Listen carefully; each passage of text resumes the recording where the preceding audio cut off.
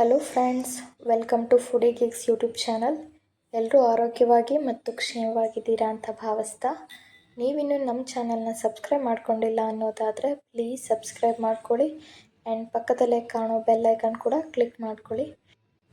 ಬನ್ನಿ, ಇವತ್ತು ನಾವು ಬಾಯಿಗೆ ರುಚಿ ತರಿಸುವಂತಹ ಮೊಸಪ್ಪು ಸಾರು ಹೇಗೆ ಮಾಡೋದು ಅಂತ ನೋಡೋಣ. ನಾನಿಲ್ಲಿ ಕಟ್ ಮಾಡಿರುವಂತಹ ಪಾಲಕು ಮತ್ತು ಮೆಂತ್ಯ ಸೊಪ್ಪು ತೊಗೊಂಡಿದ್ದೀನಿ. ಒಂದು ಆಲೂಗಡ್ಡೆನ ಕಟ್ ಮಾಡಿ ಇಟ್ಕೊಂಡಿದ್ದೀನಿ.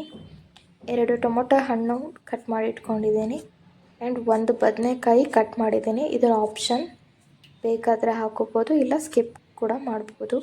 2 ಈರುಳ್ಳಿನ ಕಟ್ ಮಾಡಿ ಇಟ್ಕೊಂಡಿದ್ದೀನಿ. 2 ಸ್ಪೂನ್ ಸಾಂಬಾರು ಪೌಡ್ರ್ ತೊಗೊಂಡಿದ್ದೀನಿ. ರುಚಿಗೆ ತಕ್ಕಷ್ಟು ಉಪ್ಪು. 1 ಬೆಳ್ಳುಳ್ಳಿನ ಸಿಪ್ಪೆ ಸುಲ್ಕೊಂಡು ಇಟ್ಕೊಂಡಿದ್ದೀನಿ. 1 ಬೌಲ್ ತೆಂಗಿನ ತುರಿ, 1 ಬೌಲ್ ತೊಗರಿಬೇಳೆ ತೊಗೊಂಡಿದ್ದೀನಿ. ತೊಗರಿಬೇಳೆ ಬದಲು ಇಸ್ಕಿದವರೆ ಬೇಳೆ ಸಹ ಯೂಸ್ ಮಾಡಬಹುದು.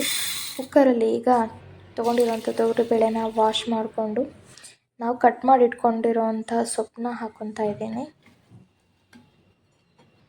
ನಂತರ ಆಲೂಗಡ್ಡೆ, ಟೊಮೊಟೊ ಹಣ್ಣು, ಬದನೆಕಾಯಿ, ಬೆಳ್ಳುಳ್ಳಿ, ತೆಂಗಿನ ತುರಿ, ಸಾಂಬಾರು ಪೌಡರ್, ಅರ್ಧ ಈರುಳ್ಳಿ ತೊಗೊತಾ ಇದ್ದೀನಿ ಕಟ್ ಮಾಡಿಕೊಂಡಿರೋದ್ರಲ್ಲಿ, ರುಚಿಗೆ ತಕ್ಕಷ್ಟು ಉಪ್ಪು. ನಾನಿಲ್ಲಿ ಹಸಿಮೆಣ್ಸಿನ್ಕಾಯಿ ತೊಗೋತಾ ಇದ್ದೀನಿ. ಬೇಡ ಅನ್ನೋದಾದರೆ ಖಾರದ ಪುಡಿ ಸಹ ಯೂಸ್ ಮಾಡ್ಬೋದು. 2 ಲೋಟ ನೀರನ್ನ ಹಾಕೋತಾ ಇದ್ದೀನಿ. ಈ ರೀತಿ ಮುಳುಗೋವಷ್ಟಿದ್ರೆ ಸಾಕಾಗತ್ತೆ. ಕುಕ್ಕರ್ ಲಿಡ್ಸ್ ಕ್ಲೋಸ್ ಮಾಡಿ 2 ಅಥವಾ 3 ವಿಷಲ್ ಬರೋವರೆಗೂ ಕೂಗಿಸಿದ್ರೆ ಸಾಕಾಗತ್ತೆ. 2 ವಿಷಲ್ ಆಗೋ ಅಷ್ಟರಲ್ಲಿ ಒಗ್ಗರಣೆಗೆ ರೆಡಿ ಮಾಡ್ಕೊಳ್ಳೋಣ. ಅಡುಗೆ ಎಣ್ಣೆ, 1 ಸ್ಪೂನ್ ಸಾಸಿವೆ, 1 ಸ್ಪೂನ್ ಜೀರಿಗೆ, ಅರ್ಧ ಎತ್ತಿಟ್ಕೊಂಡಿರೋಂಥ ಈರುಳ್ಳಿ, ಒಗ್ಗರಣೆಗೆ ಕರಿಬೇವಿನ ಸೊಪ್ಪು. ಕಡಾಯಿ ಕಾದ ನಂತರ ತೊಗೊಂಡಿರೋಂಥ 2 ಸ್ಪೂನ್ ಅಡುಗೆ ಎಣ್ಣೆ, ಸಾಸಿವೆ, ಜೀರಿಗೆ ಚಟಪಟ ಅಂತ ಸಿಡಿದ ನಂತರ ಕರಿಬೇವಿನ ಸೊಪ್ಪು, ಅದು ಚಟಪಟ ಅಂತ ಸಿಡಿದ ನಂತರ ಈರುಳ್ಳಿ, ಇದನ್ನೆಲ್ಲ ಸಹ ನೀಟಾಗಿ ಫ್ರೈ ಮಾಡ್ಕೊತಾ ಇದ್ದೀನಿ.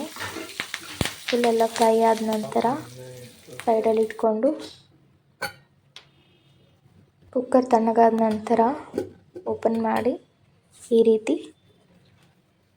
ಮಸ್ಕೊತಾ ಇದ್ದೀನಿ. ಈ ಥರ ಮಸ್ಕೊಳೋದ್ರಿಂದ ನೀಟಾಗಿ ಎಲ್ಲದು ಸ್ಮ್ಯಾಶ್ ಆಗುತ್ತೆ.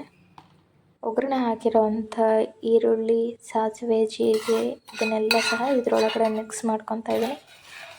ಒಗ್ಗರಣೆ ಹಾಕಿದ ನಂತರ 1 ನಿಮಿಷ ಮತ್ತೆ ಬಿಸಿ ಮಾಡ್ಕೊತಾ ಇದ್ದೀನಿ.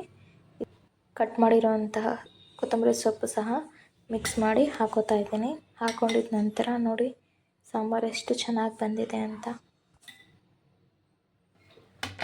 ಈ ಸಾಂಬಾರನ್ನ ಮುದ್ದೆ ಮತ್ತು ತುಪ್ಪದ ಜೊತೆ ಹಾಕ್ಕೊಂಡು ತಿಂತಾಯಿದ್ರೆ ಸೂಪರಾಗಿರುತ್ತೆ.